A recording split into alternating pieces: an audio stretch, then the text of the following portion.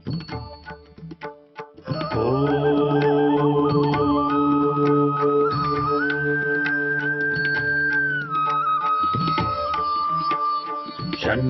मित्रः शं वरुणः शन्नो भवत्वर्यमा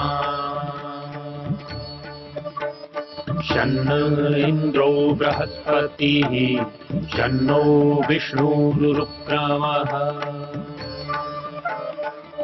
ॐ शान्ति शान्ति शान्तिः।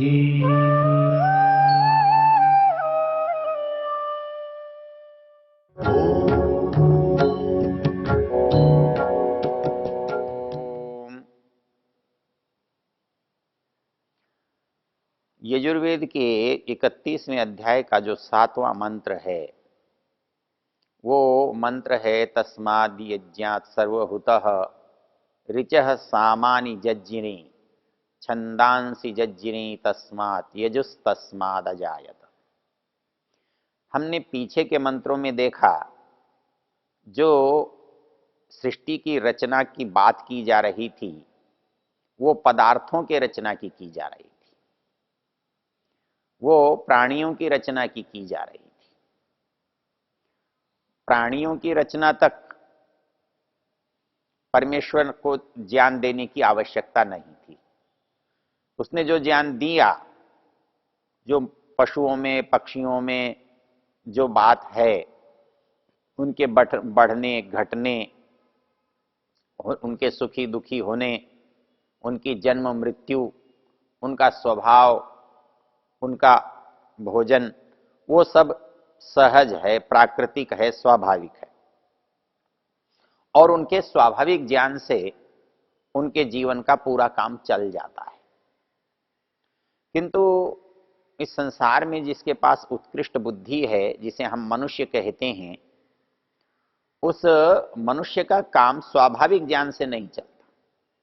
यद्यपि उसमें स्वाभाविक ज्ञान है और यदि वो उसको कोई पढ़ाता नहीं, लिखाता नहीं, तो भी वो अपना काम चलाता है, चला सकता है स्वाभाविक ज्ञान से, जितना पशु चलाता है। तो लेकिन उससे आगे क्या चाहिए? तो उस स्वाभाविक ज्ञान से भिन्न यदि कोई ज्ञान कहीं से आता है तो वो कहां से आएगा? तो वहीं से आएगा जहां पर ज्ञान का स्रोत होगा, जहां पर ज्ञान का निवास होगा। उसकी चर्चा इस मंत्र में की गई है। वो कहते हैं तस्माद् यज्ञात् सर्वभूत ऋचः सामानि जज्जे। अब यहां ज्ञान के स्रोत के रूप में, ज्ञान के प्रवाह के रूप में ऋग्वेद, यजुर्वेद, सामवेद, अथर्ववेद की चर्चा है। अब ये चर्चा कैसे यहां आया, ये बताया गया कि जैसे दूसरी सब चीजें आईं वैसे ही ज्ञान भी आया। जैसी दूसरी चीजें जिससे उत्पन्न हुई या जिसने उत्पन्न की, वैसे ही ज्ञान भी उसी से उत्पन्न होगा। क्यों? कि जो कुछ ज्ञान है वो कुछ भी बाहर का नहीं है, या तो मनुष्य से संबंधित है या संसार की वस्तुओं से संबंधित है। तो संसार की वस्तुओं से संबंधित है तो उसका ज्ञान भी उसके पास होना चाहिए जिसने इस संसार को बनाया है। क्योंकि जब भी कोई व्यक्ति किसी चीज को बनाता है तो उसके निर्माण का, उसके उपयोग का, उसके कार्य व्यवस्था का ज्ञान निर्माता को होता है।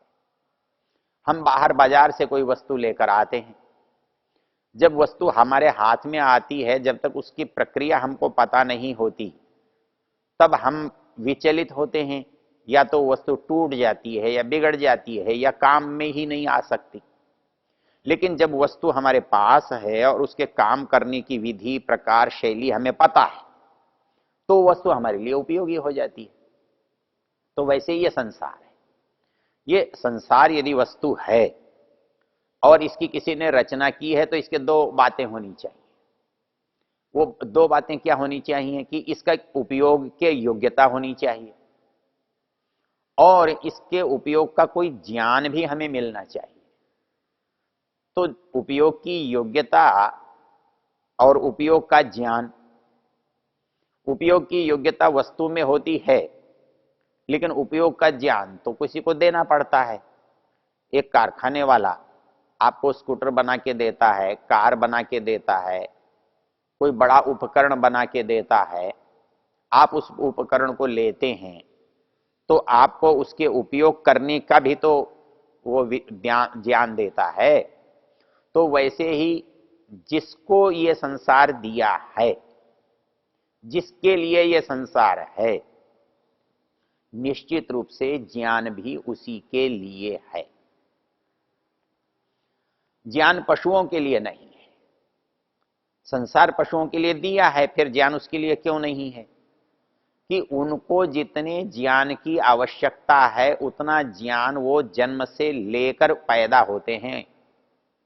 उनके उत्पत्ति काल से ही उनके अंदर उतना ज्ञान है जितने ज्ञान का उपयोग उनके जीवन के लिए आवश्यक है। तो इस दृष्टि से उनके पास ज्ञान है और उनको अतिरिक्त ज्ञान की आवश्यकता नहीं है। किंतु मनुष्य के साथ ऐसा नहीं। मनुष्य के पास स्वाभाविक ज्ञान तो है क्योंकि वो एक प्राणी है, और वो प्राणी के नाते यदि उत्पन्न हुआ है तो उसको प्राणी के नाते जीने के लिए जो आवश्यक है वो उसके पास है। लेकिन जब वो मनुष्यता से आगे बढ़ना चाहता है तो उस आगे बढ़ने का ज्ञान उसके पास नहीं है, उसको कोई न कोई देगा। तो इस संसार का उपयोग जितना पशु को आता है उतना मनुष्य को नहीं आता, क्योंकि पशु उसके लिए क्या पदार्थ कितने अंश में उपयोगी है वो जानते हुए पैदा होता है, लेकिन मनुष्य कुछ भी न जानते हुए पैदा होता है। उसको भूख लगती है और भूख के साधन उसको दिखाई देते हैं, प्यास लगती है, प्यास का साधन उसे दिखाई देता है, गर्मी है, सर्दी है, भूख है, प्यास है, कष्ट का निवारण है, संतान है, ये परिवार है, ये सब उसके अंदर पैदा हुआ है। और वो प्राकृतिक रूप से जैसे दूसरे प्राणियों में है इसमें भी है। लेकिन जब इस संसार का वो कुछ उपयोग करना चाहता है तो उसे दो बातों का पता होना चाहिए कि सांसारिक पदार्थों की उपयोगिता क्या है और इस उपयोगिता का बोध कहां से आएगा। तो इस उपयोगिता का बोध कहां से आएगा, तो वो जहां से आता है उसकी चर्चा इस मंत्र में की गई है। मंत्र में ये कहता है कि वो ज्ञान इस मनुष्य को इसलिए दिया गया कि वो इस संसार का उपयोग कर सके। तो ज्ञान उसी के पास होना चाहिए जिसने इसका निर्माण किया। हम क्या समझते हैं, वस्तुएं तो किसी दूसरे ने बनाई हैं, संसार की रचना तो किसी और ने की है, और ज्ञान मनुष्य में पैदा हुआ है और मनुष्य ने अपने बूते पैदा किया है और उसे अपने आप ये ज्ञान हो गया है। ये घटित नहीं होता, ये तर्क संगत नहीं है, क्योंकि जिसकी वस्तु है उसका बनाना, उसका चलाना, उसका उपयोग करना भी उसी के पास है। तो इसी तरह से ये संसार किसी ने बनाया है, तो इस संसार के बनाने की, होने की, आवश्यकता की जानकारी भी उसी के पास होगी। तो जैसे किसी ने ये संसार हमको दिया है तो वैसे ही वो इसकी जानकारी भी देगा। तो संसार हमको दिया हुआ है, हम जब पैदा होते हैं, हम उत्पन्न होते हैं, तो इस संसार में उत्पन्न होते हैं, तो ये संसार हमारे लिए हो जाता है। जब तक हम उत्पन्न नहीं हुए, जब तक हमारे पास शरीर नहीं है, तब तक ये संसार हमारा नहीं होता। और जिस क्षण हम शरीर से संयुक्त हो जाते हैं, शरीर से आत्मा को जोड़ लेते हैं, शरीर से आत्मा को जोड़ने के बाद जो हमारा स्वरूप बनता है उसे हम जन्म कहते हैं। और उस जन्म के बाद आत्मा और शरीर का जब तक संयोग बना रहता है, जब तक ये साथ साथ चलते रहते हैं, तब तक इसे हम जीवन कहते हैं। और जिस क्षण आत्मा इस शरीर से पृथक हो जाता है और अलग होकर निकल जाता है, चला जाता है, उस समय इस शरीर की जो स्थिति है उसे हम मृत्यु कहते हैं। तो यह हमारा जन्म, यह हमारा जीवन, यह हमारी मृत्यु। तो हम जन्म से इस संसार से जुड़ते हैं और मृत्यु के साथ इस संसार से विलग हो जाते हैं। तो हमारे जन्म के बाद से और मृत्यु के पहले की जो दशा है जिसे हम जीवन कहते हैं, उस जीवन में हमारा इस संसार से संबंध होता है। हमारा इस संसार के प्रति एक भाव है, एक उत्तरदायित्व है, एक कर्तव्य है, एक उसके प्रति उपयोग का विचार है, वो हमारे अंदर जीवन के साथ है। और ज्ञान भी हमें तभी मिल सकता है जब हमको ये संसार का शरीर मिला। अर्थात ज्ञान का जो साधन है, ज्ञान का जो उपयोग है, वो हम इस संसार के लिए करना चाहते हैं, तो इस संसार का ज्ञान भी हमको तभी मिलेगा जब हम संसार में होंगे। अर्थात संसार में होंगे तब ज्ञान होगे, इसका मतलब क्या कि आत्मा के पास ज्ञान नहीं है? नहीं, आत्मा के पास ज्ञान है। वो कैसा ज्ञान है? वो ज्ञान संसार के लिए उपयोग करने का सामर्थ्य रखता है। अर्थात संसार में उसको ज्ञान मिल जाए, ज्ञान की योग्यता, ज्ञान की उपयोगिता, ज्ञान का सामर्थ्य उसके अंदर सतत रहता है, इसलिए उसको हम ज्ञानी कहते हैं। वो ज्ञान हमारे पास प्रकट कब होता है, उसके उपकरण कब मिलते हैं? जब जीवन मिलता है। तो इस जीवन में इस संसार का जो ज्ञान है वो कौन देता है? तो वो वही देगा जिसने संसार दिया है। इसलिए यदि बिना ज्ञान के संसार देता तो संसार का कोई मूल्य नहीं होता, और संसार के बिना ज्ञान देता तो उसका कोई उपयोग नहीं होता, और संसार में हम और संसार होते और ज्ञान नहीं होता तो हमारे लिए संसार का और संसार के लिए हमारा कोई अर्थ नहीं होता। तो उस ज्ञान के देने वाले ने उस संसार को भी दिया, उस ज्ञान को भी दिया, और हमको उस ज्ञान से इस संसार का उपयोग करना आता है, हम सीखते हैं, हमारे पास सामर्थ्य बनता है। ये संसार की संपूर्णता है, ये संसार का प्रयोजन है। तो यहां प्रयोजन के रूप में जो ज्ञान दिया, और वो ऋग्वेद, यजुर्वेद, सामवेद, अथर्ववेद उसे कहा गया। यहां हमारी बहुत सारी समस्याएं, बहुत सारे प्रश्न हमारे मन में पैदा होते हैं कि संसार तो उसने बनाकर हमने सामने रख दिया, और उसने इस संसार में पैदा करके खड़ा कर दिया, बोला देख ये संसार तेरे लिए बनाया है, इसका तू उपयोग कर, तू जैसा चाहे इसमें विचरण कर। लेकिन अब मुझे जो ज्ञान दिया है वो कैसे दिया है? क्योंकि ज्ञान तो कोई साकार चीज होती नहीं। तो साकार वस्तु को तो हम सामने देख सकते हैं, इन आंखों से अनुभव कर सकते हैं, लेकिन ज्ञान को साकार रूप में कैसे देख सकते हैं? ज्ञान तो विचार की स्थिति में है, निराकार की स्थिति में है, तो वो चेतना का गुण है। तो संसार जड़ है तो जड़ पदार्थों के साथ प्रकट होता है, शरीर जड़ है, जड़ पदार्थों से बनकर सामने आता है। फिर ज्ञान कहां से आएगा? तो ज्ञान चेतना का धर्म है तो ज्ञान से आएगा। तो ज्ञान चेतना का धर्म है तो चेतना के पास आएगा। ज्ञान शरीर के पास नहीं है, चेतन के पास आएगा, और चेतन के पास आएगा तो वो अभिव्यक्त शरीर से होगा, उसकी उपस्थिति शरीर से पता लगेगी, उसका जो उपयोग है वो शरीर के माध्यम से होगा। इसलिए ज्ञान हमारे अंदर से हमें प्राप्त होता है। और हम जब ये अनुभव करते हैं कि ज्ञान हमें बाहर से पढ़ा करके कोई दे रहा है, तब भी वो अंदर जाकर ही विकसित होता है, वो अंदर जाकर ही हमें प्राप्त होता है। इसलिए ज्ञान जो है वो प्रथम से प्रथम कौन देगा? तो वो वही देगा। इसके लिए आपको याद करना होगा कि ज्ञान की जो देने की स्थिति है, वहां पर वेद में एक अन्य स्थानों पर कहा गया है कि वही सबसे प्रथम ज्ञान का देने वाला है। तो उसको ज्ञान को वो हमें दे रहा है और हम उस ज्ञान को ग्रहण करके उसका उपयोग कर रहे हैं।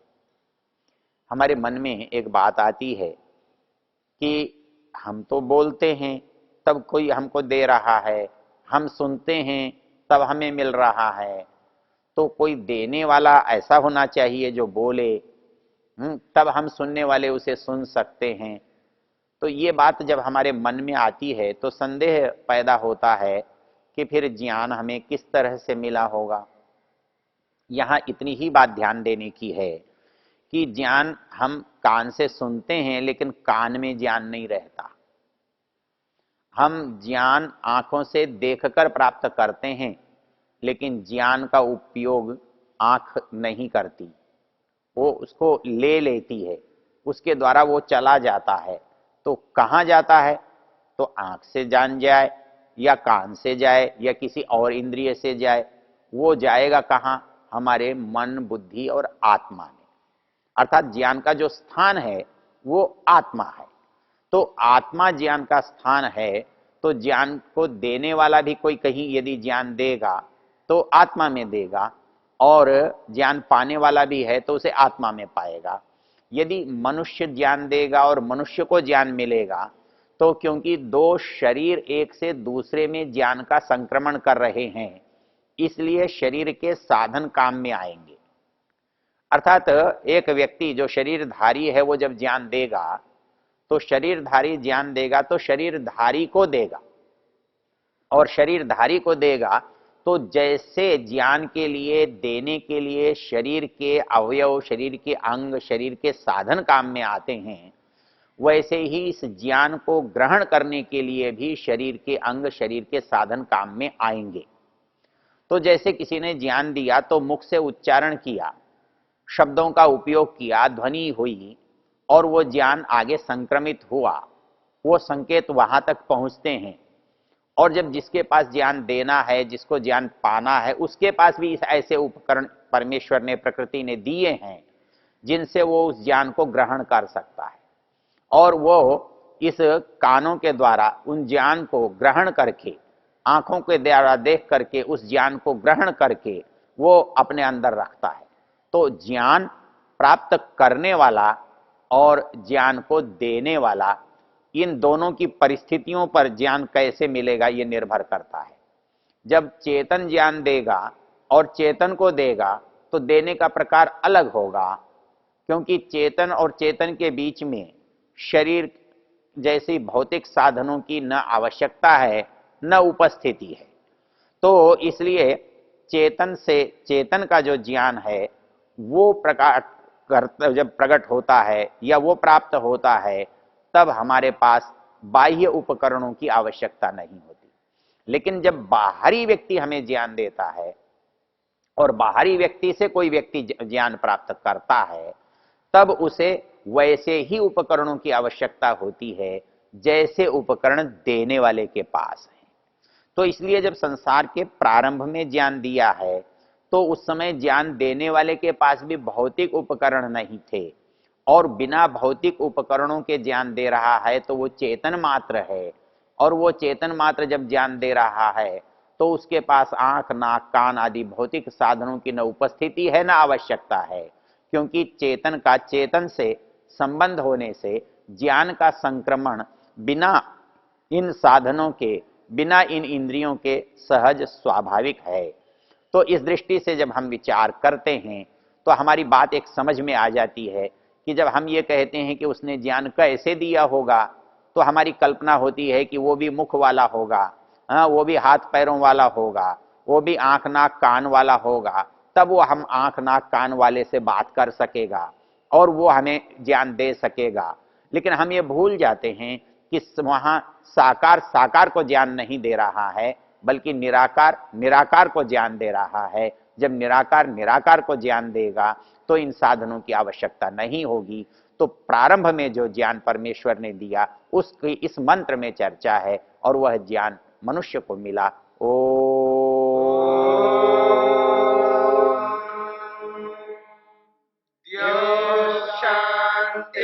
शांतिरंतरिक्षं शांति पृथिवी शांतिरापः शांतिरोषधयः शांतिः वनस्पतयः शांतिर्विश्वे देवाः शांतिर्ब्रह्म शांति सर्वं शांति शांतिरेव शांति क्षमा शांतिरेधि